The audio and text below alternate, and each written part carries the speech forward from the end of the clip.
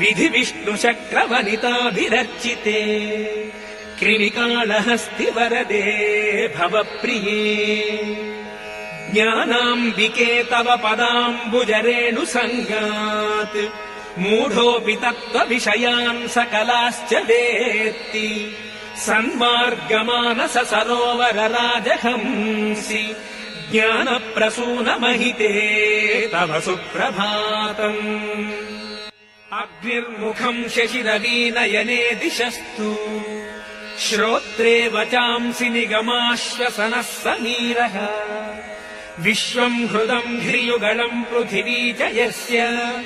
श्रीकाళहस्त्यधिपतिम् शरणम् प्रपद्ये वेदा भजन्ति किल विश्वसितम् यदीयम् सुप्तिम् समस्तजगताम् प्रलयम् यधीयाम् ज्ञानप्रसूनकलि